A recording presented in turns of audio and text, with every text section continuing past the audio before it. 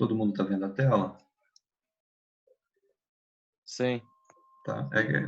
Não sei por que motivo, mas de vez em quando ela não sai. Então, a aula que eu preparei hoje, se a minha voz estiver baixa, por favor, vocês me falem, tá? Como eu estou no quarto hoje, para não acordar a Maria, eu vou falar num tom de voz mais baixo aqui, que está bem no horário que ela foi dormir. Então, a disciplina de estudos do lazer, né, unidade didática 2 agora, tá? Que é lazer e sociedade. Então, nós vamos ver as relações do lazer com a educação, com a saúde e também com os valores, né, ligados. Então, vamos lá. Nas aulas anteriores, né, na unidade didática 1, nós vimos os conceitos de lazer, nós vimos as origens históricas do campo do lazer a partir da Revolução Industrial, vimos as relações do lazer com o mundo do trabalho, né? O lazer não se encontra em oposição ao trabalho, mas em relação direta com ele. Nós vimos também os interesses culturais do lazer, interesses intelectuais, sociais, interesses físicos desportivos, interesses artísticos, e vimos também, né, uma pequena introdução às relações do lazer com a educação, tanto que a gente discutiu aquela ideia da educação pelo lazer e educação para o lazer. Eu apresentei para vocês a minha monografia de especialização, mas hoje a gente vai fazer isso num aprofundamento de um texto específico, tá? Ao final dessa aula, então, eu espero que vocês compreendam as relações entre lazer e educação, a partir desse olhar que o artigo traz. Espero que vocês consigam identificar o campo de atuação do professor de educação física no campo do lazer. Espero que vocês consigam analisar os limites e as possibilidades das contribuições do campo do lazer nos processos socioeducativos, tá? Primeiro, o autor do artigo, né, que está nas referências depois, o Marco Paulo Stiger, ele escreveu um artigo em 2009, né, o nome dele é Marco Paulo Stiger, ele é professor da Universidade Federal do Rio Grande do Sul, é um professor de educação física que escreve sobre o campo do lazer. Ele identifica a atuação do professor de educação física enquanto animador cultural. Então, aquela ideia do recreador, né, do orientador da recreação, no campo do lazer ele tem sido chamado principalmente de animador cultural, né? Aí o Vitor Andrade de Mello foi citado, né, pelo Stiger, escreveu um artigo em 2002 e ele critica essa visão tradicional da recreação, né? E aí eu coloquei em negrito aqui para a gente pensar o que é a visão tradicional de recreação. É aquela visão que o sujeito só tem o seu tempo ocupado, né? Então o animador cultural vai lá, ocupa o tempo do sujeito, diverte o sujeito, mas necessariamente aquilo ali melhora em alguma coisa a relação do sujeito com o mundo, a visão do sujeito com o mundo, né? Então, continuando, o Vitor Andrade de Mello diz que o animador cultural ele tem potencial para ir além dessa visão tradicional e que ele pode ser um sujeito capaz de estimular novas experiências dos sujeitos, né? Ele vai educar sem catequizar.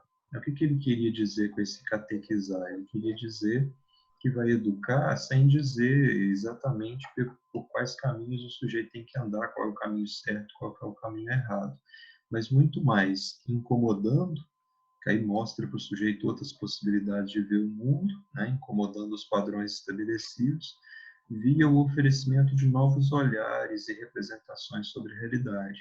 Então, não importa se o sujeito está no futebol, se o sujeito está assistindo um filme, se o sujeito está lendo um livro.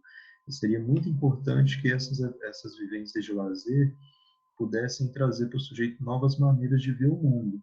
Só que aqui nós temos uma questão, que são as atividades de lazer ministradas pelo animador cultural. Então, o professor de educação física, enquanto figura do animador cultural, no momento em que ele está orientando atividades de lazer e recreação, ele deveria buscar principalmente levar o sujeito novos olhares. Então, vamos imaginar que o animador cultural fez uma atividade faz de conta, fez uma atividade de teatro, por exemplo. Então, de alguma maneira, esse teatro deveria proporcionar ao sujeito olhar o mundo de uma outra forma. Vamos guardar isso aí para a gente entender, tá? Porque eu também, quando eu olho para isso aqui, eu fico assim, poxa, mas é recreação, então como é que a gente vai fazer isso lá numa atividade de recreação? Vamos guardar isso aí, que mais à frente a gente vai ter uma compreensão bem clara disso aqui. Então, vamos ficar com isso. O Mello 2002 critica a visão tradicional de recreação, que simplesmente ocupa o tempo do sujeito, e ele vê no animador cultural uma pessoa que pode, né, que é capaz de fazer essa educação, levando o sujeito a olhar o mundo de outra forma, né? Aí, continuando no artigo, o Marco Paulo Stiger ele vai dizer que a intervenção no campo do lazer, né, a intervenção do professor de educação física no campo do lazer, não, né, tão fora da escola, ela pode se dar a partir de dois movimentos, tá? Então, ele situa isso no texto. Um desses movimentos é a partir de uma posição crítica. Então, vejam bem, aí nessa visão crítica tem um certo pessimismo. Por quê? Porque aí esse professor de educação física tem que levar o sujeito a olhar o mundo com os outros olhares, mas a realidade social acaba não ajudando muito. Então, essa realidade social ela é injusta, né? Uns têm mais que os outros, então eles podem usufruir mais do lazer. Essa realidade social é consumista, essa realidade social está mais interessada em reproduzir do que em produzir alguma coisa. Essa realidade social não valoriza muito a diversão, às vezes valoriza muito o resultado, e essa realidade social é pouco criativa. Então, como é que eu vou levar esse sujeito a ver o mundo de outro lugar se ele vem de uma realidade com características tão negativas, né? Mas aí tem um segundo caminho, né?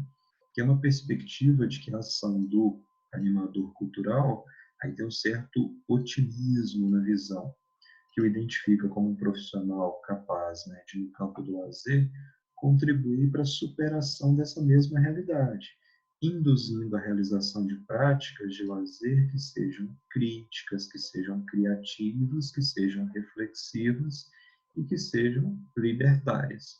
Aí, guardem isso aí. Então, tem um caminho pessimista, um caminho otimista. Aí, vamos guardar isso mais para frente aí.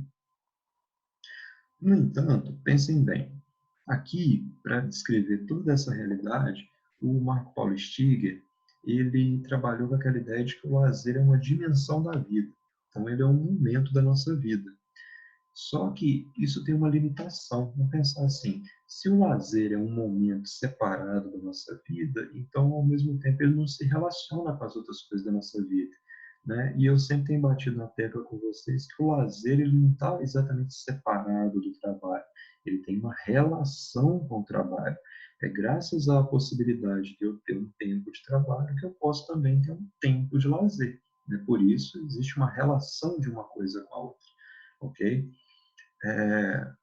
Nesse sentido, compreender o lazer como esse tempo separado, né, que nesse tempinho lá tem que ter alguma coisa que modifica a forma do sujeito ver o mundo, tem limitações muito grandes. Né? Então, será que o lazer está relacionado ou será que ele está separado da nossa vida cotidiana? Né? Será que sem as atividades que a gente tem no dia a dia, a gente conseguiria também pensar num tempo de lazer? Então, aparentemente, o lazer está muito mais em relação com a nossa vida. Vejam bem o que ele diz. Os dois movimentos de compreensão da atuação do animador cultural reforçam uma representação de lazer separada da vida. Então, quer dizer assim, imagina assim, você trabalhou de 8 às 18, aí quando você sai, aí você vai ter um tempo de lazer separado. Aí você vai na academia, você vai no teatro, você vai fazer um curso, você vai fazer qualquer outra coisa. Então, é como se esse lazer não tivesse vinculado às suas atividades cotidianas. Então, eles acabam reforçando essa ideia de que o lazer está separado da vida, né? Que o lazer é um outro momento. E, e reforçam essa ideia de que o lazer, então, é uma dimensão e não parte integrante da vida. Né? Então, o Stiger, 2009, ele vai para um outro lado. Ele alerta que todas as atividades, né, os momentos de lazer, elas sempre educam. Né? Ela pode educar num sentido, como ela pode educar em outro. Vamos à frente para entender isso melhor. Ó. Então, lazer, cultura e educação. Esse é um item lá do artigo. Tá? Primeiro, então, a gente precisa entender esse significado de cultura, para entender por que as atividades de lazer sempre vão educar. Pode educar num sentido, pode educar em outro, mas elas sempre educam. Né? Não há, a gente vai partir da premissa de que não há um comportamento que seja natural para o homem. Natural é a ideia de natureza. Então, o que é natural para o homem? Não existe mais esse tipo de comportamento. Todo o comportamento do homem, do ser humano, é um comportamento cultural. natural é esperar que um leão na savana africana mate uma zebra e coma. Isso é natural. Agora, para o ser humano, não. Todo comportamento do ser humano está se apoiando em uma cultura que já foi produzida antes dele existir, né? Então, a cultura, durante muito tempo, ela foi entendida como ação de se instruir. Então, para um sujeito que é muito instruído, o que a gente diz dele? Ele é culto, né? Então, o educar-se acabou tendo uma relação com o se tornar mais civilizado. O que aconteceu? Uma determinada cultura passou a olhar as outras culturas e dizer que essas culturas eram selvagens, porque elas não tinham o mesmo nível de civilização. Aconteceu muito isso quando os europeus invadiram os outros países do mundo e tentaram impor uma forma de cultura, né? Ah, tem que civilizar esses selvagens, né? Aí eu até botei essa observação aqui embaixo, ó. Este entendimento serviu de base para a caracterização de um povo ou comunidade como culto, mais culto ou mais civilizados que os outros. Aí eu coloco um ponto de interrogação. Será que um povo poderia dizer que é mais civilizado do que os outros? Será que a nossa comunidade que vive numa área urbana pode dizer que é mais civilizada do que uma aldeia indígena que está lá no meio da selva amazônica? Então, esse foi o entendimento de cultura que perdurou durante boa parte da história. Só que aí a gente precisa buscar um outro entendimento de cultura, né? Então, cultura, socialização e educação. Os estudos mais contemporâneos de cultura, eles criaram a chamada particularização da cultura. O que isso quer dizer? Cada povo, cada comunidade se organiza em torno de bens culturais próprios, ou seja, cada comunidade, cada povo tem a sua própria cultura. Vamos entender a cultura, então, como os bens culturais próprios. Então, uma determinada comunidade tem a forma de se vestir, tem a forma de festejar, tem a religiosidade própria. Então, uma determinada comunidade não poderia ser mais culta do que a outra. Isso não se aplica muito bem a um conceito contemporâneo de cultura. De acordo com essa ideia de cultura, o educar-se seria, então, um processo de socialização dos bens culturais de um povo ou comunidade. Então, uma pergunta para vocês. Se o educar-se é um processo de socialização dos bens culturais de um povo ou de uma comunidade, nesse novo entendimento de cultura, um índio isolado lá na selva amazônica, ele seria menos educado do que vocês universitários nessa sociedade urbana que a gente vive? Respondam aí, por favor. Não, eles não seriam menos educados. Eles socializam entre eles bens culturais que são próprios deles. Né? Então, quando a gente fala assim, essa é a cultura deles, a gente está falando de uma ideia de cultura particularizada. Então, quando o índio vai lá e mata um animal para comer, que selvagem, estava matando um animal para comer. Faz parte dos bens culturais que eles partilham enquanto comunidade. Né? Quando a gente avalia, então, cultura, a gente tem que tomar cuidado para não desrespeitar, para não ser impositivo sobre outras culturas. Então, lá no Oriente Médio, por exemplo, o tratamento dado às mulheres é um tratamento que muitas vezes não está de acordo com os nossos bens culturais. Então, a gente julga aquele povo como menos civilizado. Né? Algumas comunidades na África, por exemplo, também têm determinados tratamentos para com as mulheres que, quando nós olhamos para eles, nós achamos que eles são selvagens. Mas então eles têm bens culturais próprios. Esses bens culturais podem se modificar ao longo do tempo por influência externa? Claro que pode. Só que eles não vão se tornar mais educados se adquirirem aquilo que a gente chama de educação. Né? Então, cada povo tem a sua história, tem os seus bens culturais partilhados, ok? Conseguiram entender isso? Educar-se tem a ver com adquirir cultura. Para isso, então, nós precisamos entender o que é cultura.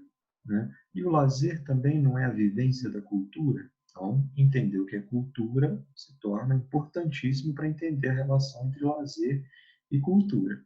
Vai ficar muito claro no final, tá? Se você está com dúvida agora, né, você está viajando, não, tá? É que a aula ela se concretiza somente no final mesmo. Aí tem esse autor aqui, ó, muito importante, o Stuart Hall, que está citado lá no artigo, ele vai dizer o seguinte: o que é a educação, se não o processo através do qual a sociedade vai botar dentro da cabeça do sujeito normas, padrões, valores. Em resumo, ela vai colocar dentro na cabeça das pessoas a cultura. Então, a escola, por exemplo, mas não só a escola, também a igreja, também a sociedade, serviria para colocar cultura dentro da cabeça das pessoas. Na geração seguinte, então, nós vamos mandar os nossos filhos para a escola para que a escola coloque na cabeça deles a cultura que já está produzida. Depois, os nossos netos irão para a escola para que a escola coloque na cabeça deles a cultura que já foi produzida. Né? Então, a função da escola, no fim de tudo, é colocar parte da cultura dentro da cabeça das pessoas. Né?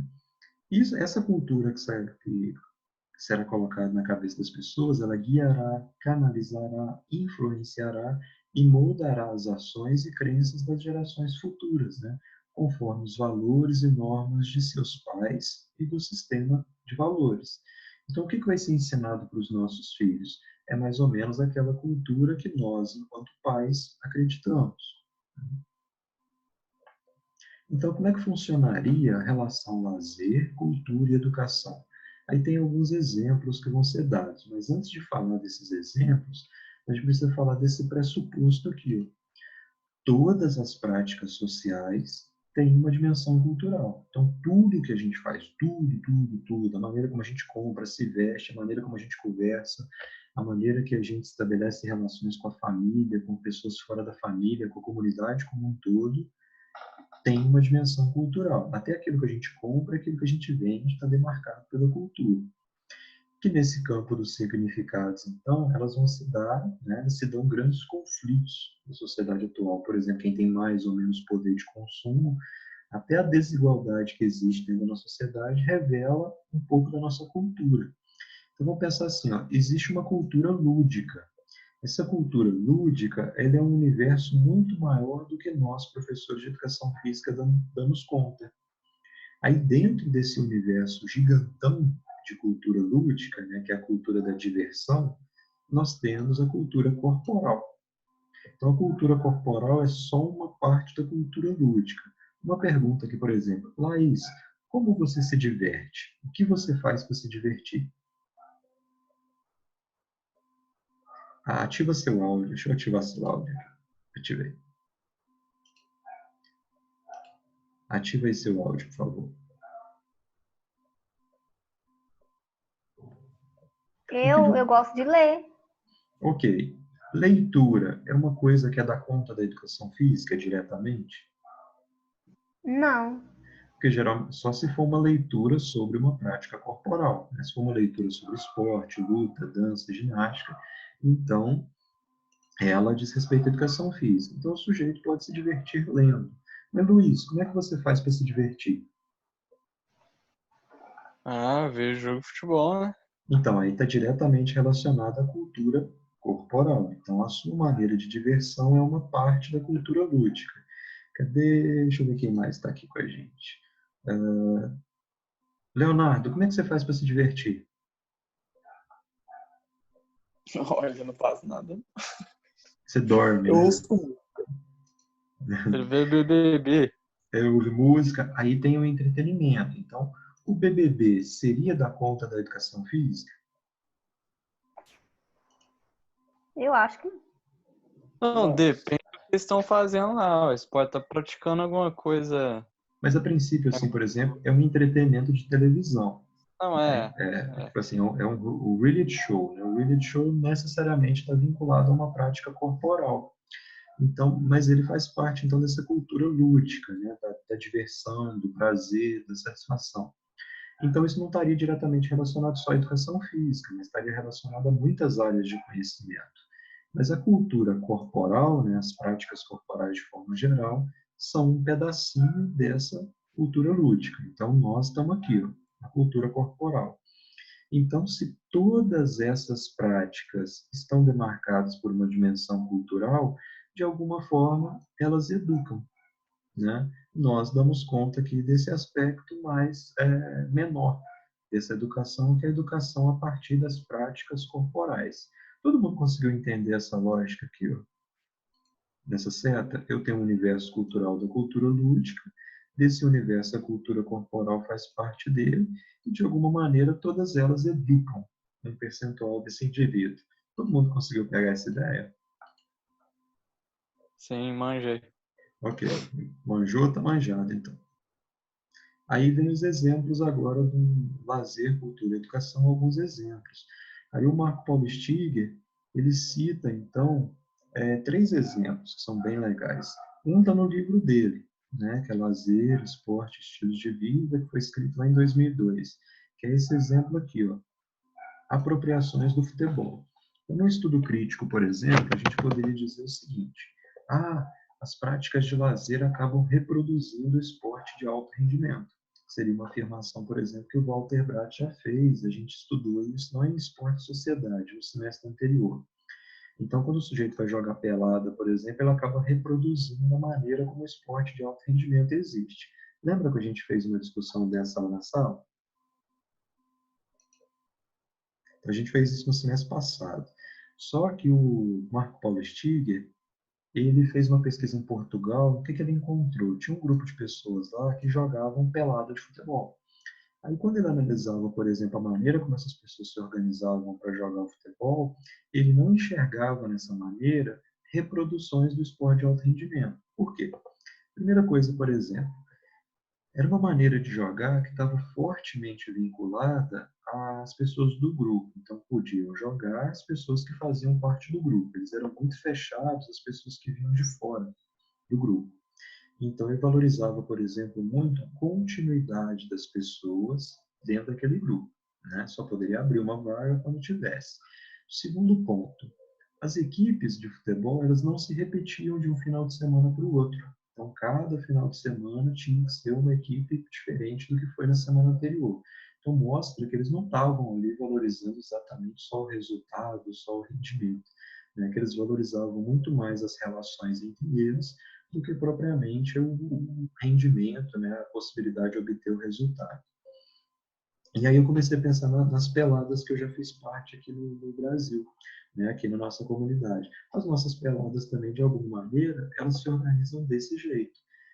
Apesar de todo mundo que está lá dentro querer ganhar e jogar para poder ganhar, a gente não valoriza somente o resultado, a gente valoriza muito mais a possibilidade de se relacionar a partir do futebol do que propriamente só a vitória ou só a derrota. A gente também adota critérios para que as equipes sejam o mais justas possíveis, para que não tenha panela e tudo mais. Coisas que são muito diferentes do esporte de alto rendimento, que ele visa assim, cada um monta a melhor equipe que puder para poder ter as maiores chances possíveis de ganhar. E não é isso que orienta, por exemplo, o jogo de futebol no momento de lazer. Aí o que ele coloca com isso, então? O lazer não é só reprodução. O lazer é também a apropriação da cultura. E quando o sujeito se apropria da cultura, ele coloca valores nisso que necessariamente são valores injustos, que são valores que causam algum tipo de injustiça para o grupo que está fazendo parte. Então, a vivência do futebol no momento de lazer, de alguma maneira, ela também educa as pessoas a corrigir as injustiças que estão lá. E olha que coisa curiosa, não precisou de um animador cultural, não precisou de um professor de educação física lá dizer para eles assim, mas o jeito que vocês fazem é injusto, a maneira como vocês estão fazendo aí não é legal porque ela exclui as pessoas e tudo mais. E eles próprios se organizaram para fazer dessa forma. Todo mundo pegou a ideia conseguiu compreender o exemplo? Alguém tem uma dúvida? Aí, o que dá para a gente compreender com isso? Que não dá para a gente generalizar a cultura, para dizer assim, todo esporte, no momento de lazer, ele reproduz o esporte de alto rendimento. Não. Cada grupo pode desenvolver característica própria, pode desenvolver uma cultura própria, um movimento próprio de como que a cultura vai acontecer dentro daquele ambiente. Aí vem esse segundo exemplo aqui, ó, que mostra a mesma coisa, que cada grupo pode criar uma cultura própria, tá? Que é aquela ideia da cultura particularizada. Essa autora aqui, ó, ela estudou gênero e sexualidade nas brincadeiras do recreio. né, que é a Venetz, ela fez esse estudo em 2005. Aí olha que coisa curiosa, que é o exemplo 2. Ela estudou um momento que pode ser considerado como lazer na escola, né, que é as brincadeiras do recreio e os aprendizados de meninos e meninas. O que ela quis dizer com isso? Que lá no recreio da escola, existem brincadeiras que ajudam os meninos a se educar como meninos e ajudam as meninas a se educar como meninas. Exemplo, os meninos às vezes vão lá brincar de lutinha. Então, lutinha é uma brincadeira de menino. As meninas vão brincar, falta 10 minutos. As meninas vão brincar de outras coisas, vão brincar de pular corda, vão brincar de pega, vão brincar de amarelinha. E isso ajuda elas a se educarem enquanto meninas. Aí ele relata um caso curioso. Tinha um menino que ele fazia balé fora da escola. Então, balé não é uma atividade que é aceita como atividade de menino, né? Balé, a dança balé é coisa de menino. Mas na escola, na hora do intervalo, ele preferia brincar de bola com os meninos. Nenhum menino chamava ele de bicha por ele dançar balé fora, porque na escola ele participava de uma atividade que era considerada de menino, né, que é o jogar bola. Mas tinha um outro menino que ele não fazia balé fora da escola, mas lá dentro da escola ele preferia não brincar com os meninos, ele preferia brincar com as meninas. E o fato dele rejeitar a brincadeira de menino e brincar com as meninas fazia com que os outros meninos chamassem ele de bicha. Então, vê que era a atividade que o sujeito escolhia na hora do recreio que determinava se ele era chamado de menino, menina ou de bicha, por não querer brincar das mesmas coisas. Né? O fato do menino fazer balé fora da escola, em nenhum momento foi motivo de preconceito na escola, porque na escola ele jogava bola. Então, não, na escola ele faz coisa de menino. Né? Agora, o menino que escolhia brincar com as meninas, ele era tido como um sujeito que não gostava das coisas de menino, então ele era bicho por causa disso. Porque como pode não gostar das coisas de menino? Então ele só pode ser bicho, né? Então vejam que as atividades, sejam elas quais forem, educam. Então participar de uma atividade de menino na escola educa no sentido de achar que aquelas atividades é que caracterizam o ser menino. Mas, ao mesmo tempo, quando o sujeito não participa dessas atividades, ela educa os meninos a achar que quem não participa das atividades de menino só pode ser menina ou bicha. Né? Então, veja como ela está educando, de alguma maneira. É o tipo de educação que a gente quer? Não necessariamente, mas é um tipo de educação que existe. Todo mundo conseguiu compreender esse exemplo aí também? Ok. Sim. Quem tiver pergunta, tá, pode levantar a mão. Aí vem o terceiro exemplo, né, que é de uma outra pesquisadora, né, que é a dança de rua, lazer e cultura jovem na Restinga, né, da Hexigel, né? Que o exemplo 3 é o seguinte: ele foi estudar um grupo de meninos, né, um grupo de jovens que se envolveu com dança de rua. Aí falaram, por que vocês se envolvem com dança de rua, né, com hip hop? Mas falaram que inicialmente eles foram se envolver porque eles queriam chegar nas meninas. Então, o dançar bem, a dança de rua, poderia propiciar a eles uma maior aproximação com as meninas, né? Aí, então, beleza, então vamos lá dançar, porque quem dança pega mais menina. Né? Então, esse foi o motivador inicial lá. No entanto, à medida que eles iam participando do grupo de hip hop, eles tinham a oportunidade de acessar outros conhecimentos sobre o hip hop, como, por exemplo, a questão ideológica, né, que está muito presente no rap. O rap é uma música que ela traz sempre uma voz de protesto, né, da realidade social sofrida das periferias em relação às injustiças sociais. Então, com o tempo, eles acabavam, mesmo que esse não tivesse sido o objetivo inicial, eles acabavam tendo acesso a esses conhecimentos, né, sobre a crítica que o rap fazia à realidade social. Então, acabava contribuindo para envolver eles em torno de uma mobilização político-ideológica, né, frente às condições sociais. Então, violência, droga, injustiça que está muito presente na periferia, acabava sendo conhecimentos que o sujeito acessava a partir do momento que ele se envolvia com o rap no tempo livre dele. Então, vejam que são 3 exemplos distintos em que os sujeitos que se envolvem com essas vivências culturais acabam tendo acesso a um tipo de educação muito próprio de cada grupo desse aí. Então, à medida que o sujeito acessa um bem cultural, ele tem acesso a uma educação própria daquele grupo. Então, cria-se uma cultura distinta em cada um desses grupos aqui. E o sujeito que se envolve com eles se educa quando ele acessa esses bens culturais que estão colocados ali dentro. Compreendidos esses 3 exemplos? Alguma dúvida? Tá top, tá top. Aí vem o último, a conclusão, né, que o professor Marco Paulo Stiger chega, né, e ela se divide em 2 pontos, né. A partir de uma determinada noção de cultura, né, cultura entendida como bem cultural, e da sua articulação com o que a gente chama de educação, que vai além da educação formal na escola, né, a educação é tudo aquilo que a gente faz na sociedade que permite a gente acessar um bem cultural. As atividades que acontecem no tempo de lazer, elas não são separadas dos processos de socialização. Tudo que a gente faz no momento de lazer, a gente está se socializando com as pessoas. Então, mesmo a colônia de férias, por exemplo, que reproduz atividade, que só ocupa o tempo dos meninos, de alguma maneira ela está promovendo também um tipo de socialização. Então, de alguma maneira, ela também está educando aqueles meninos lá de alguma maneira. Esse processo de socialização, todos os indivíduos de uma determinada sociedade participam dele.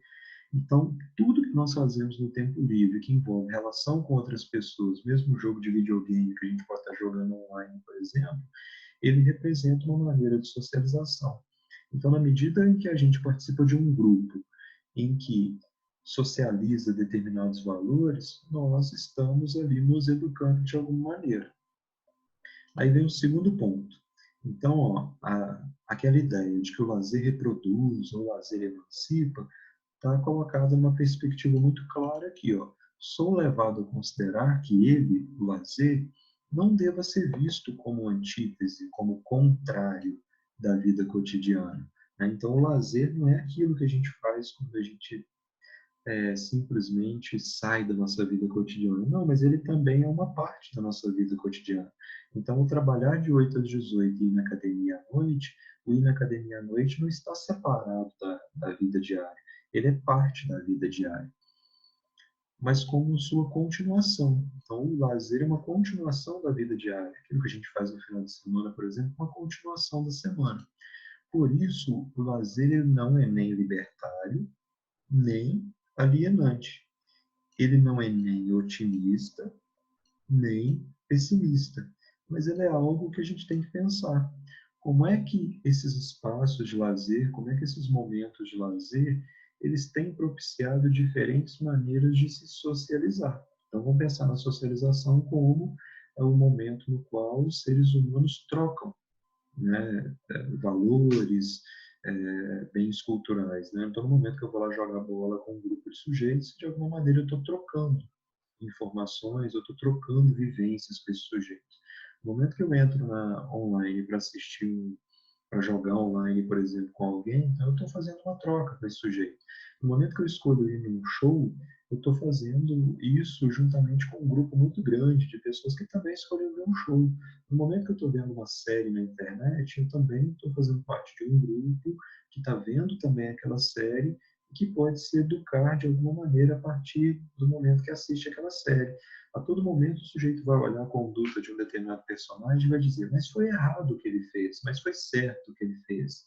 Mesmo o Leonardo que assiste BBB, e aí eu vou dizer que o potencial de educação do BBB é pequenininho, mas o Leonardo vai dizer e fala assim, eu não concordei com a atitude do Praio, eu não concordei com a atitude do Babu. E eu vejo isso pelas manchetes do Globo.com, tá? Não fico assistindo esse negócio. É isso tudo.